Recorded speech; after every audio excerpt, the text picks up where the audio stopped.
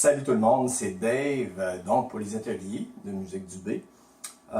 Aujourd'hui, j'ai le goût de parler de deux concepts vraiment intéressants, c'est-à-dire l'utilité d'apprendre le vocabulaire blues pour augmenter ses capacités d'improvisation, d'expressivité et de fluidité.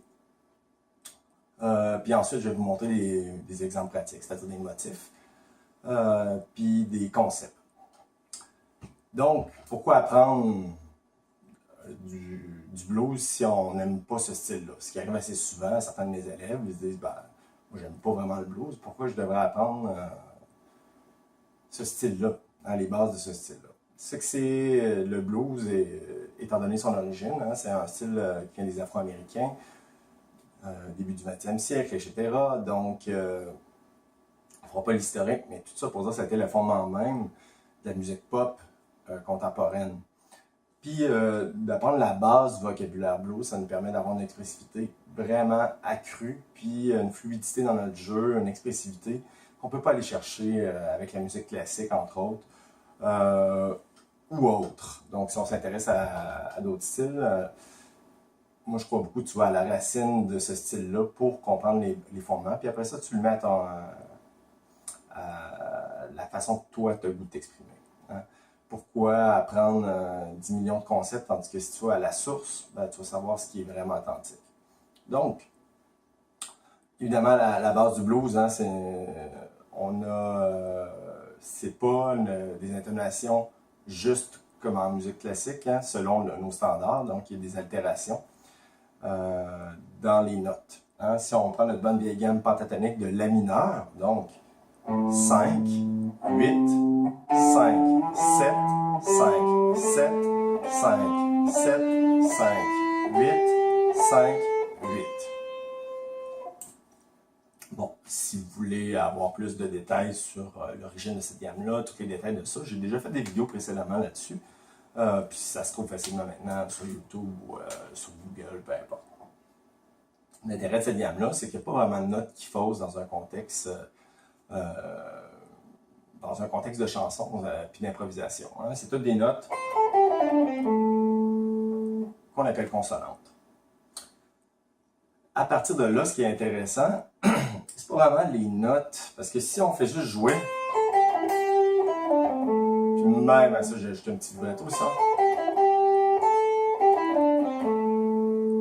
C'est assez statique comme sonorité. Pas inintéressant, mais c'est statique. Ce qui est intéressant, c'est ajouter de l'expressivité, d'où l'importance des motifs. Ce que je conseille aussi aux chanteurs, chanteuses, c'est de se trouver un instrument pour apprendre cette gamme-là. Donc, La, pour ceux qui ont un clavier, La, Do, Ré, Mi, Sol, La. Évidemment, on a le Mi bémol aussi, qui est la note blues typiquement. Puis, il y a des notes qui ne sont pas accessibles au clavier parce que ce sont des quarts de ton, c'est-à-dire entre deux notes. Par exemple, ici, si je fais la gamme blues avec des inflexions de quarts de ton,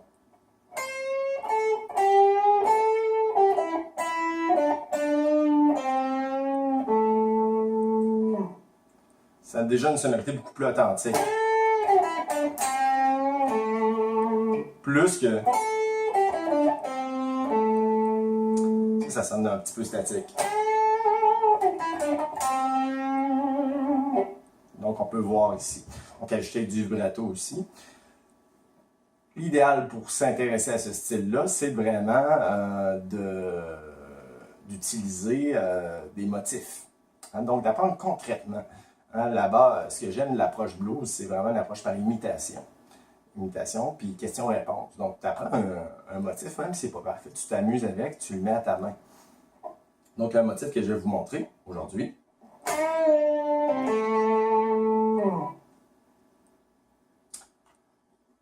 Évidemment, vous connaissez peut-être des motifs très semblables. Il n'y a rien d'original dans ce que je vous montre là. C'est vraiment un motif très classique. Donc, si on le fait en glissé, donc, pour ceux qui ont un clavier, Ré, Mi bémol, Ré, Do, La. L'intérêt d'avoir un instrument qui fait des inflexions, des étirements de cordes, des bends, c'est d'aller chercher certaines inflexions plus précises. Également un vibrato. que je vous conseille pour les chanteurs-chanteuses et même les guitaristes, peu importe l'instrumentiste, c'est de, sauf les instrumentistes avant évidemment, c'est de faire un humming avec, en suivant le contour mélodique.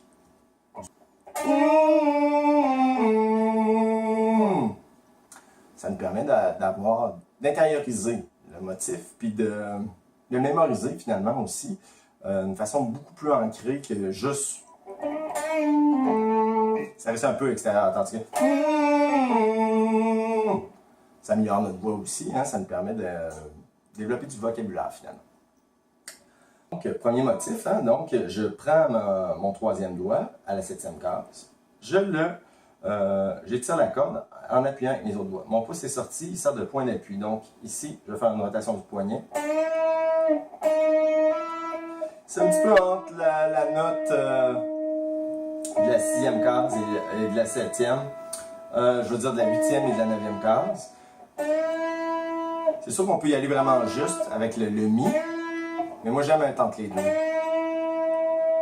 trouve que c'est là que c'est plus expressif.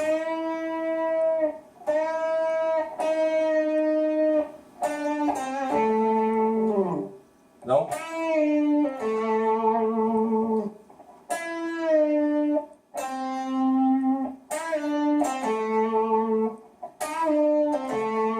je conseille de faire un pull-off, c'est-à-dire un legato vers la cinquième case.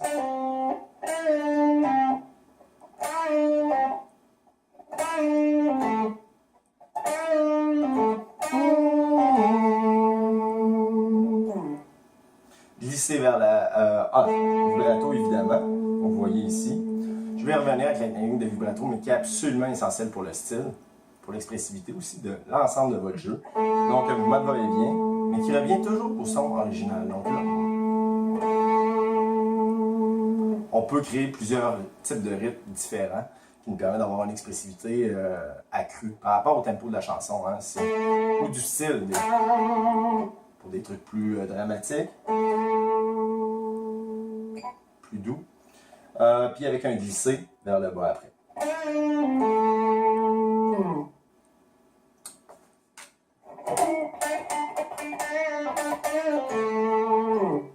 Toujours moyen de modifier ce motif-là, ce licks-là. Vous voyez par des répétitions.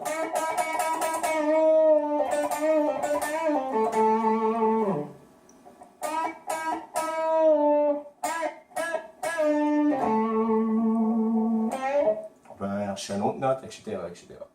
Deuxième motif.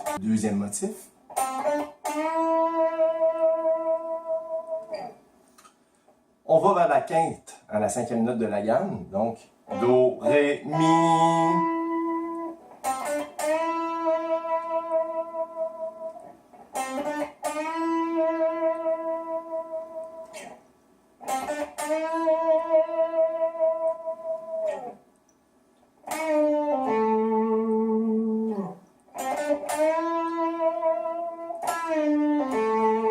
Donc, motif, on commence avec le deuxième.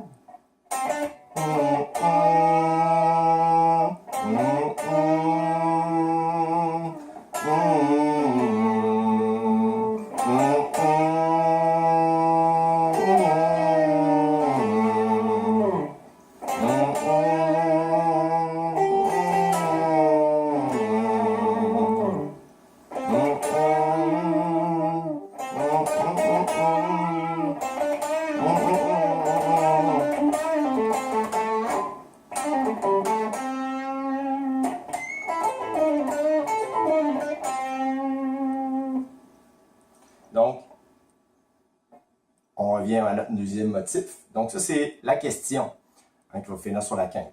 Do, Ré, Mi.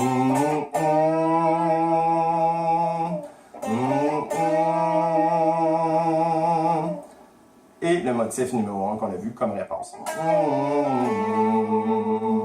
Qui est un peu notre conclusion. Donc, ce principe de question-réponse-là, c'est vraiment intéressant dans l'improvisation. C'est ce qu'on va voir dans l'exemple que je vais vous donner. Donc, salut tout le monde. Je viens de mettre une trame de blues en la mineur, évidemment. Donc, ça va nous permettre d'appliquer les deux motifs qu'on vient d'apprendre, puis de les mettre en contexte. ça va être bien important. C'est ça qui compte le plus. C'est vraiment d'essayer des choses puis de modifier. Puis sinon, on fait des petites erreurs, on les récupère pour développer son vocabulaire. Donc, revision de la question. Toujours écouter la musique derrière qui va nous guider dans le tempo. Je vais écouter beaucoup la batterie. Donc, un rythme ternaire, qui peut être divisé par 3 tout simplement. Et la réponse. Ici, le motif de la réponse.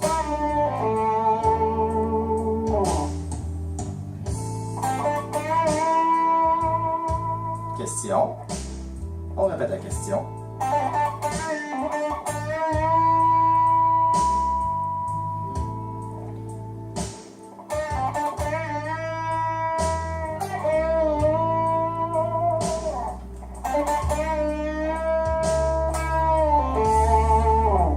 Je résous avec la réponse. Je peux même revenir. J'insiste.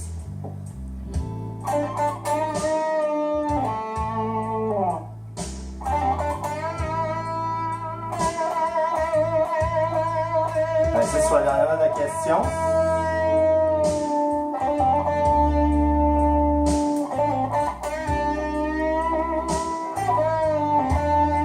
Je suis encore dans la question. Je peux répéter autant de fois que je veux. Je peux modifier. Je peux me mettre chez l'autre note.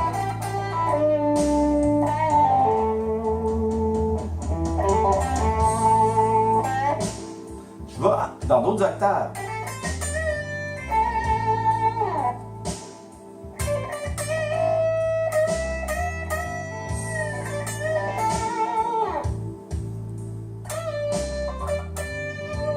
D'autres endroits, d'autres gammes.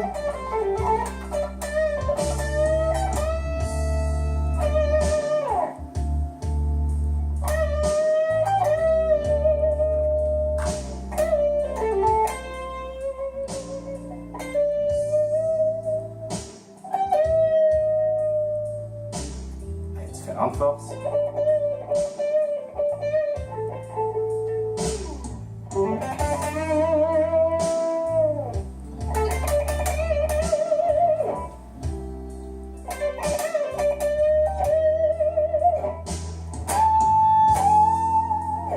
Batonique.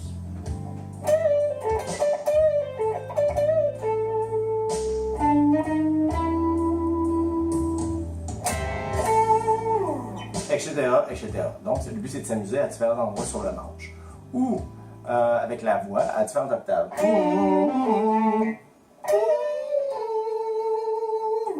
S'amuser avec ces motifs-là. En espérant que vous avez apprécié. Appliquez-les, puis jouez avec d'autres personnes pour échanger peut-être d'autres motifs.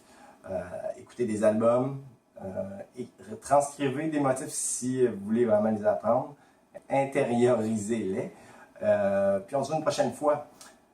Appuyez sur le bouton, notre fameux pouce bleu, le bouton de subscribe. Et on se voit à la prochaine. Salut tout le monde.